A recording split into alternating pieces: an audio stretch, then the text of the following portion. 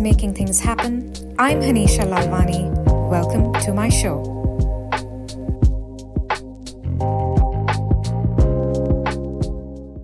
In this episode, I'm speaking to Yamna Naveed Khan. Yamna is the Transformation Lead Manager at SITA, a world-leading specialist in air transport communications and IT. At SITA, Yamna leads innovation, strategy, and partnerships across the Middle East and Africa region. For the past 10 years, Yamna has worked in digital transformation and with tech startups, including leading the first FinTech Accelerator in Saudi Arabia.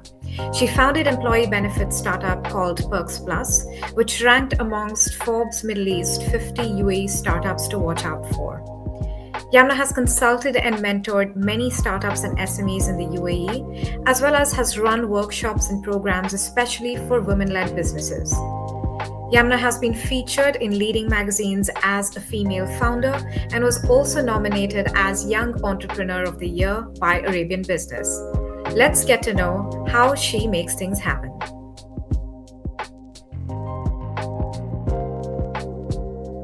Thank you so much for joining my podcast today. I've been waiting a really long time to speak with you. I remember when we first met, we were part of this women's networking group called Elevate.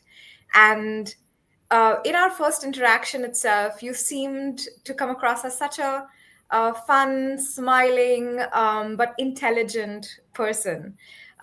So I've really sort of kept in touch with you over the years and seen you grown in your career, but you also do such fantastic things outside of work. You're always making things happen. And that's why I wanted to have you on my podcast. So thank you for joining me today. No, thank you for having me. I've been listening to your podcast, so it's honestly a pleasure and an honor being here and very excited. Thank you.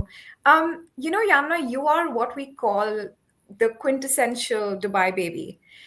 You were entirely raised in this wonderful city, which means you've seen it significantly transform. Do you think, growing up in Dubai has given you a certain edge or, as you've made your way in this life and career? Yeah, I think that's very interesting because when you hear about Dubai babies, I think it's a very you get a lot of different stereotypes around it. Absolutely. I think for me, to be honest with you, when I say Dubai, for me, first and foremost, it's home, right? That's what I think of. I don't think of it as, oh my God, this global city that's being built.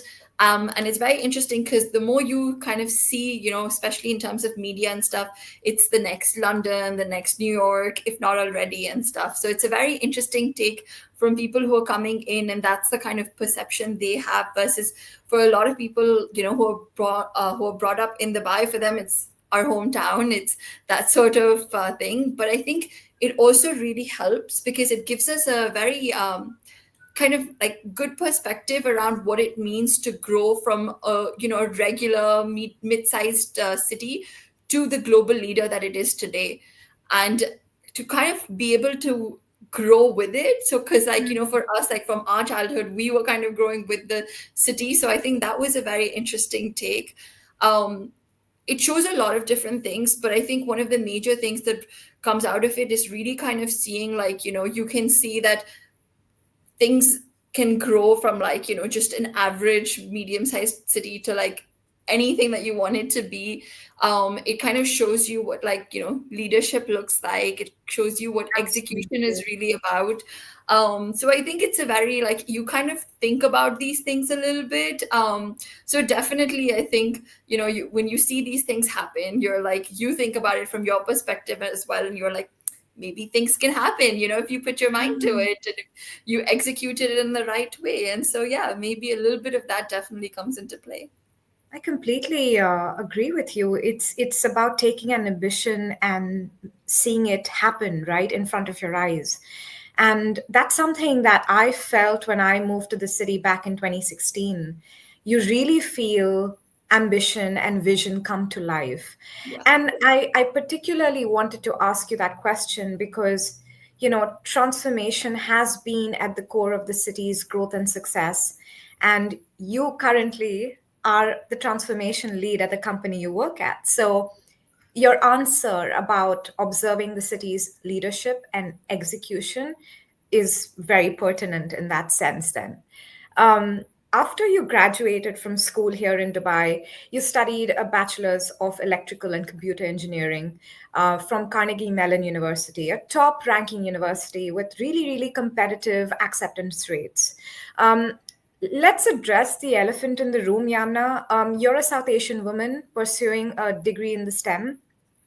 Talk to me about, this unconventional choice. Um, Asian women in STEM, careers, we lag behind. We make a very small percentage of the women in STEM and people in STEM as a career. Why did you choose this degree and this university? Okay, so I think first, like if we talk about the degree, we were a very STEM focused household. Oh, So wow. yeah, it was very much like, STEM subjects are the ones that we need to excel at. For me personally, like computer science and math were my passion. So Hmm. when I was kind of going into it, it was like, do you want to be a doctor? Do you want to be an engineer? Hated biology. So it's very like kind of just like streamlined into this. In hindsight, I may not have actually chosen it. Not because I think it's a bad subject, but I think there's just a lot more to explore as well. And I have no regrets about choosing it because again, I think hindsight is 2020. Like, we don't Yeah. really have that exposure beforehand. So I'm very happy choosing it.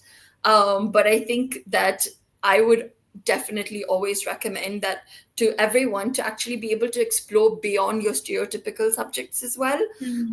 and kind of see, like, I would have maybe even been interested in math as a major, but when I was growing up, math as a major meant that you would be a teacher, and that's not the career that I was looking into, right? But now math as a major means you go into data science. It means you build the foundations of what AI is and stuff. So I think it's a very interesting thing. Definitely love my major, but I think I kind of chose it in a way that, like, these were my five options. Let's figure out what works best with my passions. So that's kind of how I chose my major. And, and Um, and I want to explore that before you go on to talking about Carnegie Mellon. I wanted to ask you about you said you were a STEM focused household. Could you tell me more about that? Yeah, so my dad is an aeronautical engineer, and so I think it kind of came from his side more than my mom's. My mom was very much like education focused. My dad was Mhm. STEM focused, Hmm. and so I think for him it was your STEM subjects are the ones that count. Your language is not so much. Did not have that same reaction from my mom, but we were very much education focused anyhow. So it was very important to my parents to make sure that we have the best education. We're focused on it. We really grow in that way. So I think that's kind of where all of that came across from. And were you always good at these subjects in school? Your math, physics, science, was that always your strength? Yeah. Except for biology, which I was Right. absolutely terrible at. And it felt weird to me to be terrible at something that was what we call a STEM subject. Because Mhm. I think my core subjects that I was, like better at than the rest were math, computer science, physics, chemistry. And then you have biology. And I was like, damn. And my childhood dream was to be a doctor. So when I started studying biology, I was like, yeah, well, this is not it. I'm not Yeah. doing this. And then I had to quickly start thinking, okay, fine, if not this, what else? Hmm. So So yeah. interesting. And talk to me then about choosing Carnegie Mellon. So far away from home for you, all the way across the ocean. How did you think of that? Um, okay, so initially I knew I wanted to study in North America. My initial dream college was Waterloo in Canada. And I was like, that's where I would like to go. Then a year before we started applying for universities, because my brother is a year older, my parents took us to the East Coast in the US, and they said, just to like kind of explore some colleges and stuff like that, because both of us were going to apply in the next few years. We didn't go to Carnegie Mellon, but we went to a couple of like US based Eastern colleges. And I was like, you know what? Maybe I would like to explore the US as well. And so when it came to applying, my parents, again, with their focus, they were like, you have to get into a top 25 university to for us to be like, yeah, we'll send you abroad. And we were like, okay, cool, that sounds fair. So I applied to No five pressure universities. at all. Yeah, no, none. I applied to five universities, and Carnegie Mellon was my safety school, actually. Mhm. And I got waitlisted on one, accepted to four, and the other three were actually Ivy Leagues, or I think all three, if not at least two. And those were the ones where once we got the acceptances, my parents were like, this is where you should be going. It's an Ivy Mhm. League and so Yeah. forth. But we actually like kind of, and then I actually kind of deliberated a little bit, because I think it's really important, because what you're going to study is, a lot of that experience as well. And a lot of your Ivy Leagues, at least what the ones that I had gotten into, were stronger in business, in social sciences, in arts, I and so on see. and forth, as opposed to computer engineering. Some of them Mhm. were also good at engineering, but maybe not computer science and computer engineering as much. So when I kind of looked further into it, it was like, okay, it's not just like what is the global ranking, or what it is that, Right. which is like your university that's good for the major that I did. And that's kind of how Carnegie Mellon came about. And I was like, I think this is going to be my top choice, and we're going to do it. So, how did you then adapt to life there? It's a whole different world because after your graduation, you then returned back to Dubai, post your studies. So, what was life like there, and why did you choose to then come back after your degree? um I think it was pretty good, admittedly. I had a really good set of friends, and it was really great in that way. But I think there are some things that you have to try out to realize that they're not for you. And for Mm-hmm. me, that was what living in the US was, you know. So I think I there are no regrets on actually going there and being able to experience that. And it was a wonderful experience. But I think what I realized from that was that staying in the US is not for me. And we did have like a conversation as well, and with my family, and I was like, I don't think it's something that I would like to stay. And so when we were coming back, I was actually in the middle of interviewing with a company in the US, and I was like, I'd like to stop this process, because I would like to go back to Dubai, and I think be able to kind of come back to this market and see what is in store for me over here as well. And I think another thing that pointed to that was I took a gap year, and I came back here, and I was like trying to figure out, like, how do I spend my time? Mm-hmm. Because 2 months in, I was like, wow, this is really boring. So I did a few online courses, and then I also started looking up a lot of the startup scene here, which had I see. just, started taking off. And to me, it seemed a lot more interesting to be part of something that was taking off and Mm-hmm. have the safety net of being at home, as opposed to, kind of like being so stuck into a 9 to 5 that I don't have time to do other things, adjusting to a new environment, and so on forth. So I think I made the conscious decision that based on what I want, it makes more sense to kind of move back home and see how that goes. Just in hearing you, you seem to have even, I guess this was in your early or late, your early 20s.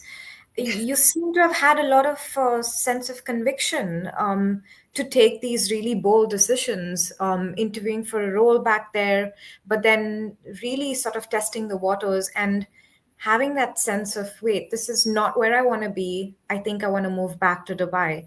And then, sort of voicing those thoughts to your parents.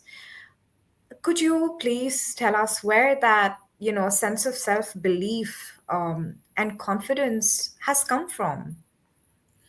Um, Okay, I think that's interesting. I think for me, what I've realized is that when I take decisions, and I think honestly that's true for a lot of people, is when you take your major decisions, I think there's less resentment if things go wrong. Hmm. So I think that's kind of like very early on I realized that I do have a very type A personality, so I like to take charge. So I think if I think about it in a very like quintessential way, I think I'd very much fit the mold of being like a good daughter, a good friend, a good sister kind of a thing, in the way that I don't think I like unnecessarily create conflict. But then I think Hmm. there are certain things where it's like, major decisions where I'm like, I would like to take them because even if they don't go the way, I expect them to go, I would be more motivated to actually see how to correct them. I wouldn't have resentment about anything, no frustrations. And I think we don't realize enough that that is so important because at the end of the day, and I think this is true for so many people, it's just we're hesitant to voice it out. If other Yeah. people are taking decision for you and you don't have the freedom to take these decisions, then there is a little bit of that resentment that comes on forth. And I think for me it was very important to just kind of make sure that I do take these decisions myself in that way. That is so inspiring, and like a lot of people should listen to this and take away this as a thought. I heard about this somewhere that especially for South Asian women, if you don't take your own decisions in life, others will step in and happily take them for you, and then you're just swung in that direction, which you would not like. So thanks for, I think, sharing that, because for me as well, it took years for me to build that sense of conviction, and have that confidence to voice that I don't think this is what I want to do. But to see you having done that so early in your 20s is really something, Yamna. So I think that brings me to, you know, when you had moved back to Dubai. Prior to your current role at SITA, you then dabbled into different roles across different verticals, companies, and sectors here in Dubai. You were also an entrepreneur, having run two separate ventures of your own. PerksPlus, your B2B business that you had started, it ranked amongst Forbes Middle East 50 UAE startups to watch out for.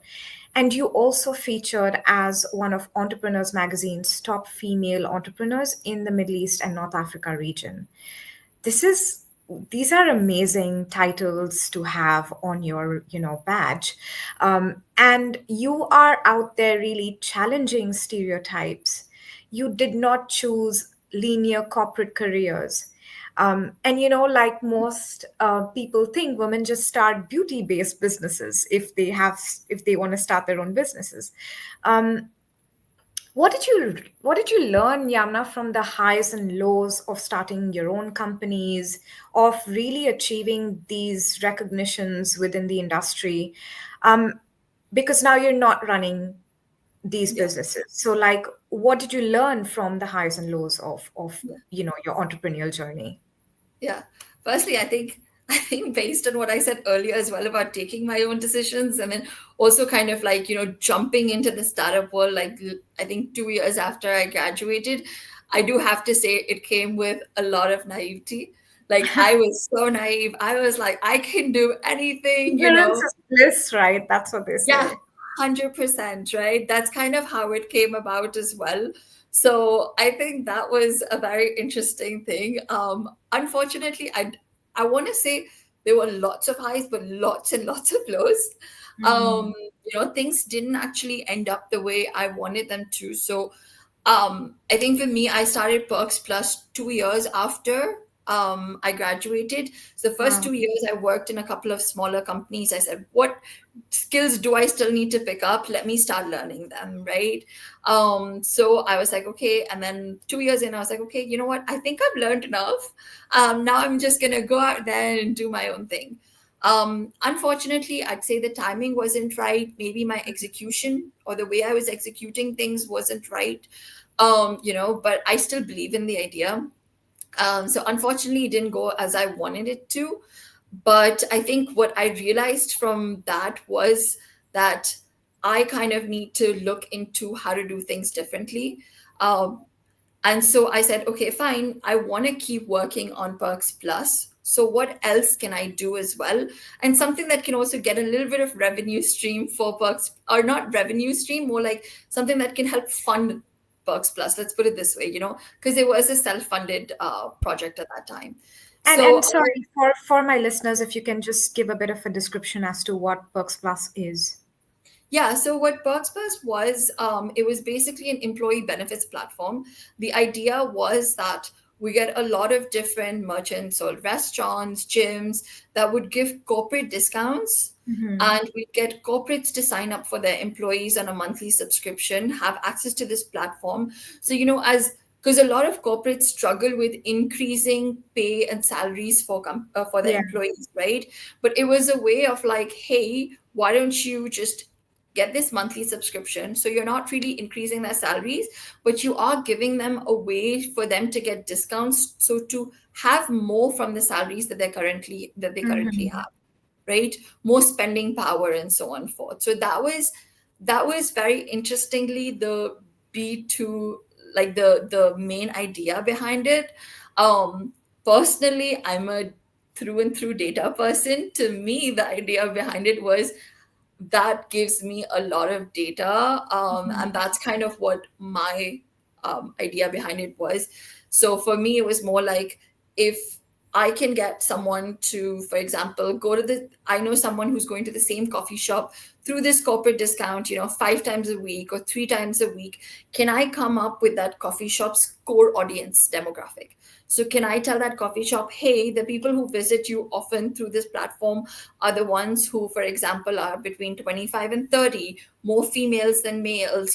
This is their kind of demographic for that coffee shop. And then if there are like 5 coffee shops in an area, then another one wants to open, can I also give them Mm-hmm. data on the kind of people they should be marketing towards? So So on it's very, the surface of it, it sounded like a really, good business proposition, both for yourself as an entrepreneur and for the business partners who bought into this. So what then happened? um this was pre-COVID. Mm-hmm. So a lot of, I wouldn't say direct, a lot of indirect competition existed. For example, credit card companies. So I went to this one this one restaurant, this hotel chain basically, which had a couple of restaurants, and they were very interested in coming on board. And the lady in charge told me, she's like, give me 3 months, because I'm part of 11 different discount platforms. She's like, from credit card Mm-hmm. companies, other ones. And so she's like, give me 3 months to kind of like filter through these and kind of really get them to a smaller number, and then I'd like to come on board for you as well. And I think that's what happened. It was a very chicken and egg situation. So when I'd go to some corporates, they'd be like, okay, but how many of these merchants do you have for us to come on board? And when I'd go to the merchants, they'd be like, okay, but we're on 10 different platforms, so can you give us a good number of like the corporates you have? And that's what unfortunately it became a bit of. Yeah, And highly competitive space. very much so. Yeah. But I still do think so. We like, and a couple of friends sometimes send me like links to like companies that have popped up in the past few years that do similar work, and I keep Mm, a track on them to see how they're doing, what's working, yeah. what isn't working. Because honestly speaking, I truly believe in this space. I think it exists. Mm, I think there is a need for it. Sometimes at my current job, we talk about, hey, what if we got these employee benefits and these mm. discount, like corporate discounts? And in my head, I'm like, damn it, that's what I was I working. know. So yeah. No, being on the, back when you had started this business, I was in the hospitality sector, and I know how many discounts, we in F&B were extending to consumers. And really, you were operating in a very crowded space. Having said that, employee perks is not a dying topic. It 100%. continues to be discussed, especially when salaries are sort of stagnating. So you were onto something, and you are still onto something.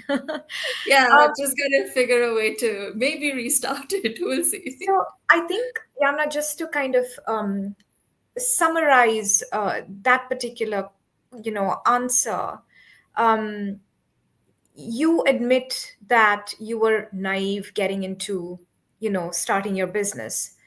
Um, but I get a sense that you're okay, with the failure, but you got a lot of learnings. And I want to recap what you said earlier. Sometimes you've got to try things to know if they're for you or not. Yeah. So that's a huge learning. Yeah, I think also for me, so like I said, like I needed to find that income stream, right, for Perks Plus. And so what I did was I said, I kind of thought about it and I was like, what can I do? And when I started thinking of that, I was like, okay, fine, let me kind of like, do some freelance. And so I started consulting some smaller ventures and startups on their digital products, how to Mm-hmm. build them, how to take their ideas into digital products and kind of be their product manager, project manager for these things. And then more into like, maybe for some that I like, got close to the founders, I started working with them on their Right. business strategies, and they're starting to see if we could do more revenue streams. And then I started giving workshops, and I think from all of this what I realized was that okay, fine, maybe the idea didn't work out, or maybe you know because obviously when the idea wasn't working out there was a lot of self-doubt as well, right? Mhm. Like there's no doubt about that. Like unfortunately that comes with the game. Yeah. But when I started putting a lot of like myself and like my skills into like seeing if I could work with other startups and ventures and stuff like that, I think what I realized was that hey, at least I have skills that are transferable for other, maybe newer ideas, maybe other Mm. roles and stuff like that. And I think that kind of brought back that self-confidence that, with the low of like a failing startup, that kind of led to that. So I think that 100% definitely helped as well. Nice. So, always looking out for opportunities where you can exercise and practice what you learned from your highs and lows, which is a 100%. great attitude to have. And that brings me to talking about what you do currently. You are the transformation lead manager owning innovation, strategy, and partnerships for SITA across the Middle East and Africa region. A critical role within the company, which is, the world leader in air transport, telecommunications, and IT. Could you share what you do in this company where air travel reinvention is at the bedrock of your role? So, talk about your role, what you do, and the skills that carve you perfectly for this job. Yeah, I think my role is very interesting because we've never, I would say, so I'm part of the region and not part of like a central function. So it's more about really kind of seeing how we can innovate for the region and for our customers. And I think it's interesting because we don't really have a similar role in other regions. And sometimes I get asked by other regional teams, okay, like, kind of like for them to look into a similar role as well. Um, Normally at corporates you have a very defined job description. Yeah. um, I normally say I have no job description. It Mm. depends from year to year. It depends from like what's the requirement. Sometimes we focus more on like internal needs. So during COVID, for example, because that's when I got hired, we focused a lot on really kind of creating a culture of innovation within the company and within the region. Mm. Post COVID, we're really working more towards seeing what are the requirements from our customers and how can we innovate with them, as opposed to for them. But I think so that's kind of a little bit of a interesting thing. You kind of go with what's required. Um, but something that I think is so critical to the role is to always question what exists. Sometimes you question it and you realize, okay, this is the best thing and let's not touch what isn't broken. Yeah. Sometimes you kind of question it and you realize that sometimes it's broken, sometimes it just needs a little bit of fixing. And how can you improve it? And so I think that in essence is like the entirety of the role. And I've this thing on my LinkedIn, which is like my bio, kind of my headline, and I call it challenging the status quo. And that in essence is what I think innovation is all about. It's not about like, hey, AI is here, so we must Right. implement AI in everything, right? It's really kind of just like looking at things from a different perspective and seeing how can we make it better. Sometimes it can be technology, sometimes it can be processes, sometimes it can be people. But those are the three kind of topics that I work around, and I'm like, okay, let's put these three as your major blocks and see how we can improve. That kind of clarifies it a bit easier in my head now. And I can imagine then, you must be working on so many projects at one time because companies are not short of having problems to fix. So, how then do you decide what's priority, what's not? Because essentially, you are the one carving out your role. There's no other Yamna within your company. So, how do you prioritize? Because you could be pulled into so many different directions. Um, that's a very interesting question, and I have to be honest, that is a weakness I have.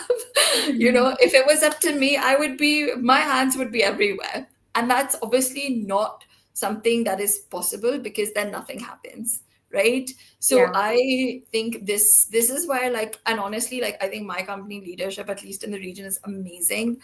The ones that I work with directly. So I often work with my manager on figuring out what needs to be prioritized. And I think they have a better, bigger picture. And so it's a really nice two-way, communication on these are the projects I would like to focus on, and these are the projects that are important to the company. And let's kind of Mhm. come up with a consensus on like these are our priorities, and let's focus on it accordingly.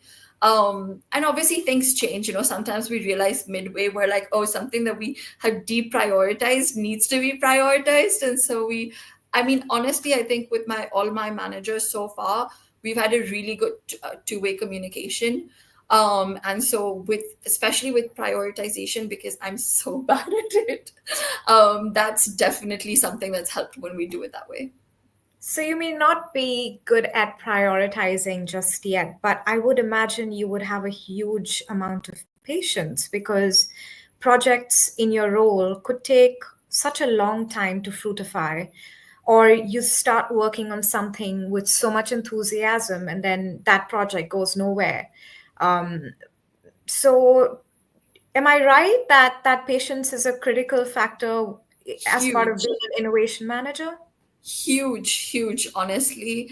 um there are so many things because, and I think what we have looked into is at the end of the day for innovation, it's about trying new things. Most of them, I would say, don't actually result in something substantial because you're always trying, right? It's not that everything is going to actually stick. And when you work with different parties involved, then it becomes even more of a challenge because you have your own challenges, they have their own challenges, timelines, processes, restrictions, right? And it's not something that's defined already. So a Mm-hmm. lot of times you kind of have to define these things as you go. And since we're all corporates that work together, it's like a lot of restrictions that come into place as well. We've had projects that were, like, or conversations that were stuck for 2 years that Mm. advanced in 2 weeks and were Wow. finalized. So you kind of do have to keep patience. You have to make sure that you're like patient enough. We recently hired someone in the team, and we were telling her as well, we were like, look, you have to be patient. It's not always going to be, on the go all the time, because sometimes things are going to get stuck and then you're going to be back at um, you know a point zero again. Mm. um, and we in fact we just have a project that got started, that we started 2 years ago or 3 years ago. We realized we worked on it for a couple of months, realized it wasn't the right time to do it, and we put a pause on it. But it's always been like, like at the back of our mind, a priority that once it's the right circumstances, we want to kind of look into. And one of my teammates recently brought this up, and he was like, what if we look at something like this? And we were like, yeah, this is something we started 3 years ago, so let's just do it. And so over the last 2 months, we are now full force. We're like, let's do it, because maybe now is the right time to go for it. Hmm. There are And so many variables. exactly. And I think it's interesting because it's like working, like, this role is a corporate role that's like working in a startup. in a startup that where you are right at the beginning of a startup, you don't even know if it's going to be, something or Yeah. not. And each project feels that way. So yeah, it's a very interesting take on that. Yeah, So I was just going to say, you stole the words out of my mouth. It's like being an entrepreneur within the corporate framework. So you are in your comfort zone, so to speak. And Yamna, as an innovations expert, your ethos, you said, is to challenge status quo. In fact, that is the headline under your LinkedIn, profile. But oftentimes, when one applies this mindset in a work environment, things can get tricky. Um, what would you advise a young to mid-career professional who is looking to succeed in the workplace? Someone who is keen to move the needle on things, because you tend to get a lot of friction. yeah. Um, Okay, so I know this may seem like something that's out of our hands, but for me, I would say one of the major reasons I've succeeded at work are my managers, right? Hmm. Um, so, and again, I think I've been blessed in a way to have a good manager. So when I started, for example, the manager that I started with, I reported to him for about 3 years, I would say. And he kind of really set the bar on what it means to be a good manager. And something I kind of learned a lot from him was how to communicate and so he would have like a lot of conversations with me on what I need from him. So if there are things that I'm not the best at, how can he kind of support me on that? How can he take lead on that? And I think that taught me like, hey, this communication aspect is so important, which I was referring to Yeah. earlier as well, which is we've always had a two-way street, and that carried on for later on as well for both my managers. And so now we have a really nice two-way street. If there are things that I'm like, not super happy about, or things where I want to take more responsibility, or where I would like to see myself, or their support more than anything else, then I kind of, try and communicate that as much as possible. So I think for me, that's a big, big one. I would also say, like, get yourself a good mentor at work. Um, we created this like 6-month mentorship program, and I got myself an amazing mentor. And I said I got myself because I was one of the people leading the program. So when the mentor matchmaking was happening, I literally said, yep, that's my mentor, and I chose him. And later on, such a fun story, he messaged me. I sent out a message saying, congratulations, you guys are matched as a mentor mentee. And he said, oh, I'm so happy to be matched with you. And then I told him the story. I'm like, yeah, I chose you. There was no I'm like, I said, this is my mentor. No one else touches him, you know? But it's been great because it was supposed to be a 6-month mentorship, and we are now in the third year. And I've told him, I'm like, you're my mentor for life. I'm sorry, you don't get an out of this. And sometimes I've joked with him, I'm like, you've become my work therapist as well. But Hmm. someone who has, kind of been in a similar situation in a way that, like, he's been in the company for quite a while. He's climbed up the ranks, so he knows a lot about how we operate.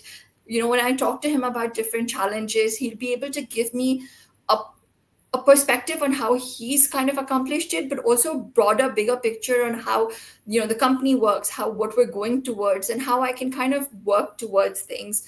So I think those two things have been insanely important for me. And an advice that both my manager and my mentor have given me is, um, it's great to be part of initiatives and, like planning events and team building activities and stuff like that. And as like women, I think we tend to do that a lot more, right? Absolutely. Yeah. um and you, so but one of the advice that they gave was, it's amazing that you do that and you should do that, but never let people forget that you're an expert in your field. And it's really, really important to establish that you are the go-to person for a certain for certain expertise or so on forth. And I think that would be one thing that I always take with. Again, as a people pleaser, sometimes it's hard for me to say no to, like those extracurricular. And those are things that I enjoy. So I often don't say no to them. But I think what I have kind of picked up on also is really kind of establishing that these are the things that I'm good at and what I want to be known, for in the company. And so I need to make sure that others see it in that way as well. And I think that is critical. I love the two things that you said. First of all, it's important to have a mentor, but I think what you said is even more important, to have a mentor within your work environment who understands your context and who will help you succeed, maybe at a faster pace versus having a mentor outside of your work environment, which is not a bad thing, but having one inside can make a huge difference. Game changer. And then your second point, oh my God, I resonate with it so much, is that it's not even about us women having the inclination to be part of organizing team building. Sometimes it is the expectation that you will do a better job of this. So go organize, this Yeah. event, or help us fix the cupboard, where we store the coffee and the cups in the office. It is so important to do all of that, but also remember what you are there for and associate your image within the organization to be that of an expert. I completely agree with you, Yamna, and I feel so many women don't do this. You may even sense this passion that I have on this particular topic through personal experience. So many women are just um, subservient to and being yes people within organizations, and we must challenge that. We must position ourselves as professionals, and we're there to do a job. So thank you for bringing that up. You consider, from knowing you all these years, you consider community to be very, very important. The list of the number of volunteers or initiatives you've been a part of is long and it's impressive. Here are some of them. You were the treasurer of the Carnegie Mellon Cricket Club. You were the board member of the International Student Union at Carnegie Mellon. You were in Elevate Network's leadership team here in Dubai as an executive board member.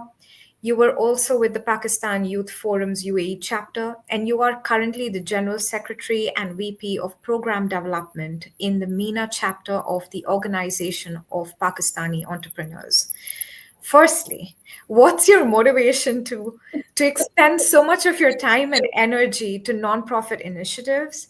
And how do you select what you should be a part of? Okay. I think that's very interesting. Because I think initially, like you said, even for the last one, I'm not a part of it anymore. We have kind of, it's not really a functioning organization at the moment, for MENA at least, or for the Dubai chapter. I think what I've realized, though, being part of so many initiatives, is that social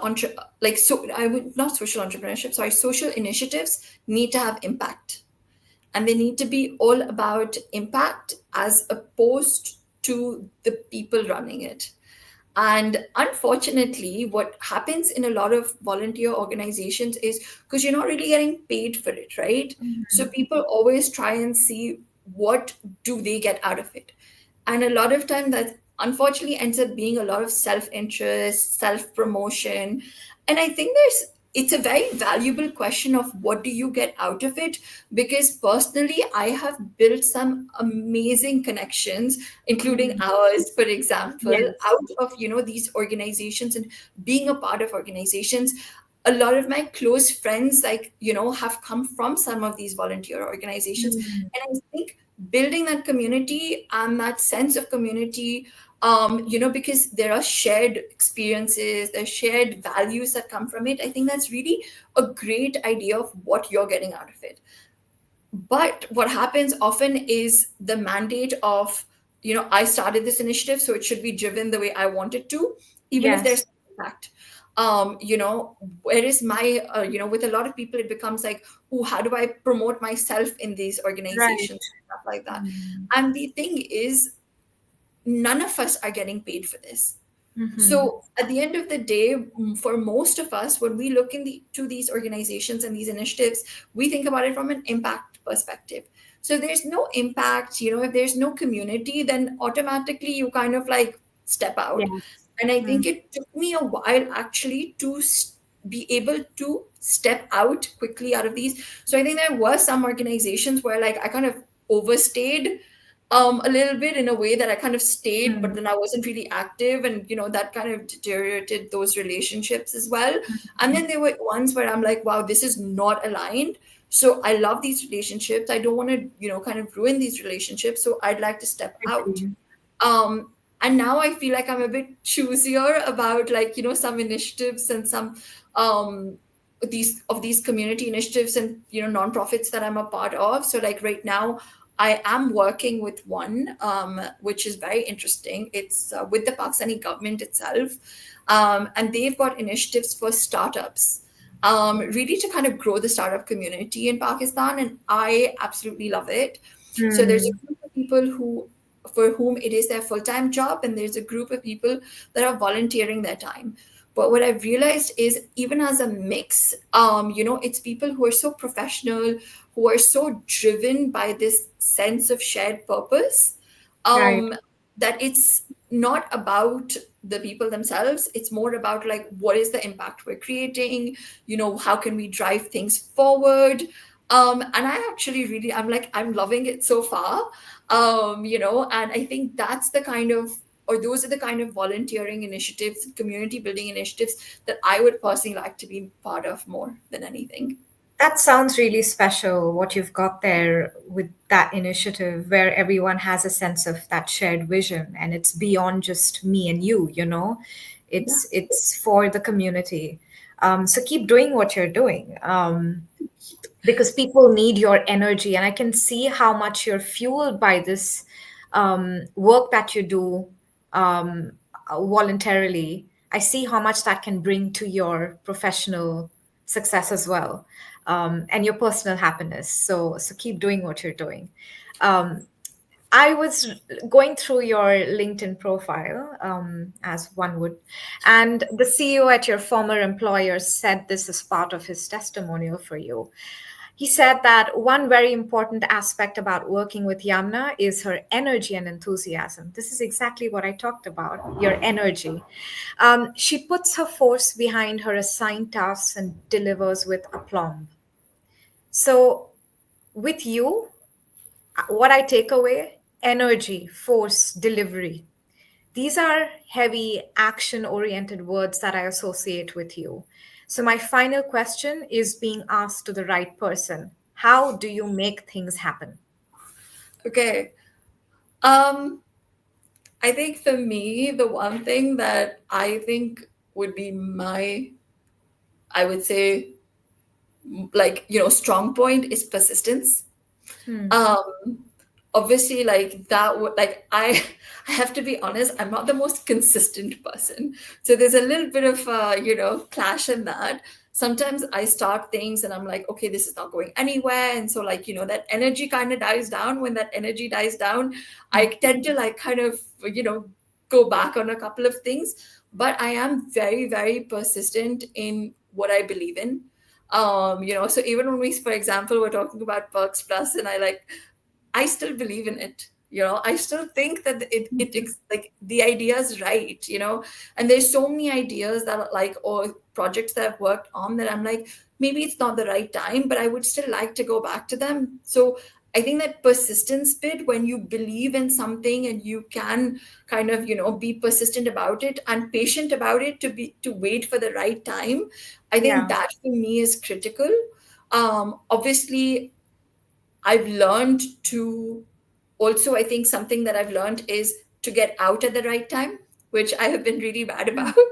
So I would say that is something that I would really recommend people, that if you are gonna, you want to make things happen, you want to know when to go in, but also when to get out. And I think, maybe in a full circle moment, to get it back to your initial point of, what it meant to grow up in Dubai. I think, personally speaking, I do not believe in limits. I don't think Hmm. anything is unachievable. Wow. Again, I think maybe not right now, maybe not in these circumstances, but I think things happen when the right circumstances happen. Mm. And I think if you can identify those, then I think, get in, get started, and it will happen. And that to me is, how I kind of look at it. And that's how I kind of lead things for myself. And hopefully that, sometimes, sometimes doesn't end up in successes, but a lot of times it does too. So yeah. So persistence and thinking beyond any limits. These are your core ingredients to making things happen. Yamna, 100%. I've had a fantastic time chatting with you, as always, but Me too. particularly for my podcast. I thank you for being so honest. You said yourself you're not the most consistent person, you're not great at priority management, and it really is a reflection of how we're all works in progress. But 100%. having that acknowledgement of your strengths and weaknesses is what gets us to a better place. So thank you for sharing all of your stories with me today, and your journey is fascinating. I see you doing amazing things in the future as well, professionally and as part of your community work. So here's to a longer friendship and more power to you. Thank you so much. Of course. Thank you so much.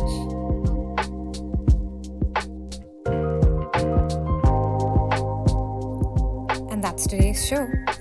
If you like this conversation, please give me a 5-star rating on Spotify, Apple, or wherever you're listening to your podcast.